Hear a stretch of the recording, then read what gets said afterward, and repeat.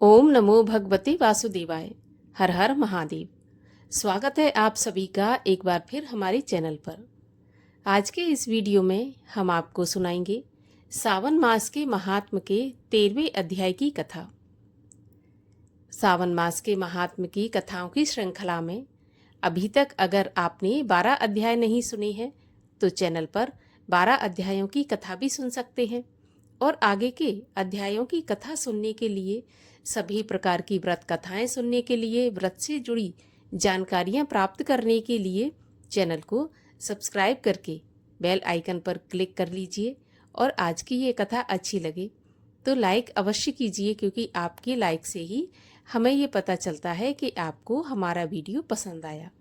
और आज की कथा कैसी लगी कमेंट बॉक्स में मुझे अवश्य बताइए। तो चलिए अब हम शुरू करते हैं सावन मास के महात्म के 13वें अध्याय की कथा, जिसमें भगवान शिव सनत कुमार जी को गौरी गणेश व्रत के महत्व के बारे में समझाते हैं। तो चलिए सुनाते हैं आपको 13वें अध्याय की कथा। श्री सनत कुमार जी ने भगवान शिव से पूछा कि प्रभु, किस व्रत के करने से अतुल सौभाग्य प्राप्त होता है तथा वह प्राणी पुत्र पौत्र धन और ऐश्वर्य प्राप्त करके सुख भोगता है? भगवान, मुझे उन व्रतों में से उत्तम व्रत को भी बताइए। ये सुनकर भगवान श्री सदाशिव ने सनत कुमार जी से कहा कि तीनों लोकों में प्रसिद्ध दुर्गा गणपति नामक व्रत को, जिसे भगवती पार्वती ने श्रद्धा से किया था, उसका वर्णन करता हूँ। हे मुनिवर, इस व्रत को पहले सरस्वती, इंद्र, विष्णु, कुबेर, अन्य देवता, मुनि, गंधर्व, किन्नर सबके सब कर चुके हैं। श्रावण मास के शुक्ल पक्ष की पवित्र चतुर्थी के दिन सब पापों को नष्ट करने के लिए यह व्रत किया जाता है। चतुर्थी के दिन एक दंत गज के तुल्य मुख वाले गणेश जी की सोने की प्रतिमा बनवाकर सोने के सिंहासन पर सोने की दूर्वा बिछाकर तांबे के कलश पर स्थापित करनी चाहिए।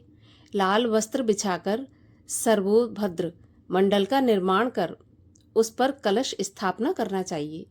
लाल फूलों या पंच पल्लवों, अपामार्ग, शमी, दूर्वा, तुलसी, बिल्वपत्र, ऋतुकाल में होने वाले अन्य सुगंधित फूलों तथा नाना प्रकार के फलों आदि का नैवेद्य रखकर षोडश उपचार से गणेश जी का पूजन करके प्रार्थना करनी चाहिए कि मैं इस स्वर्ण निर्मित प्रतिमा में विघ्नेश का आवाहन करता हूँ। यहाँ पर कृपा निधि आवें, रत्नों से जड़ित उत्तम सोने का सिंहासन आसन के लिए देता हूँ, आप इसे स्वीकार करें। हे उमासुत, हे विश्वव्यापिन, हे सनातन, आपको नमस्कार है। मेरे विघ्न समूह का नाश करें। आपको यह पाद्य देता हूँ। हे भगवान, आप गणों के ईश्वर देव, उमापुत्र विधाता हैं। आपके लिए इस अर्घ्य को देता हूँ। हे भगवान, आप इसे स्वीकार करें। विनायक वरद गणेश जी को नमस्कार है, नमस्कार है। हे भगवान, आपको आचमनीय देता हूँ। हे सुरपुंडरक, प्रार्थना करके सब तीर्थों का जल आपके लिए लाया हूँ। ऐसे जल को आप स्वीकार करें। सिंदूर केसर से रंगे हुए आपके लिए 2 वस्त्र दिए हैं, आपको नमस्कार है। उमा मंगल संभूत, आप सब विघ्नों का नाश करने वाले हैं। हे लंबोदर, हे देव, इस चंदन को आप स्वीकार करें।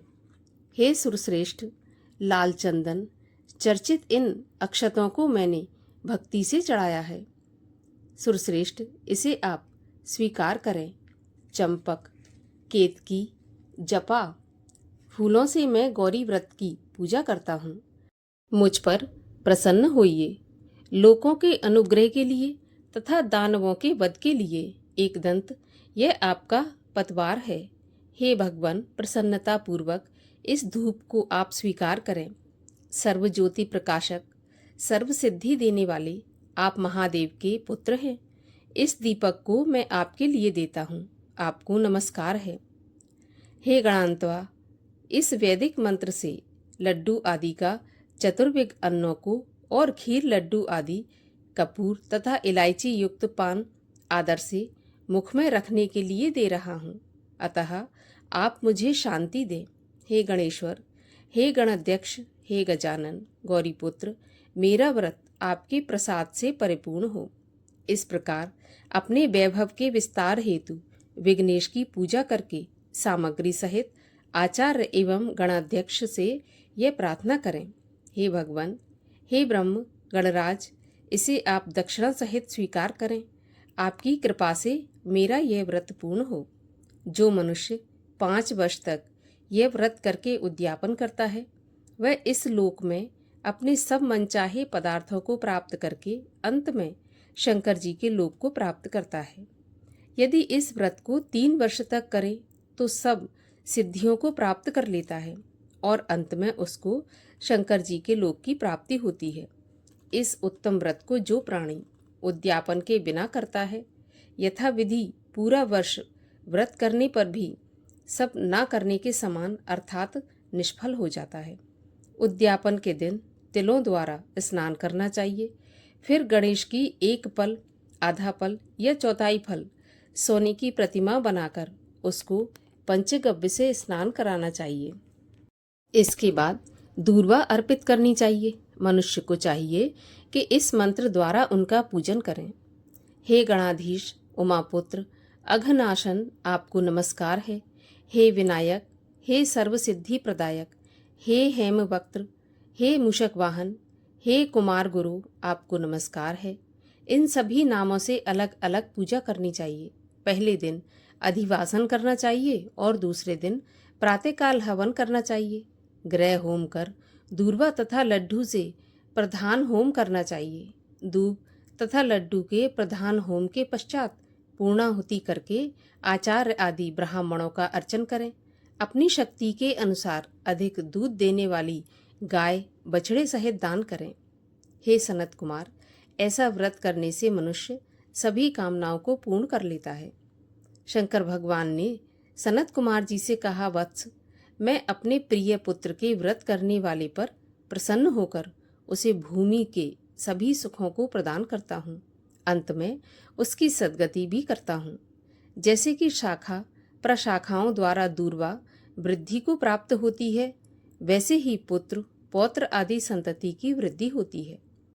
हे सनत कुमार, मैंने यह गुप्त दुर्गा गणपति व्रत आपसे कहा है। यह अत्यंत उत्तम है। इसे सुख की इच्छा वाले मनुष्य को अवश्य करना चाहिए। इस प्रकार 13वें अध्याय की कथा का समापन होता है। अगले अध्यायों की कथा सुनने के लिए चैनल को सब्सक्राइब करके बेल आइकन पर क्लिक कर लीजिए और आज की ये कथा अच्छी लगी हो तो लाइक अवश्य कर दीजिए।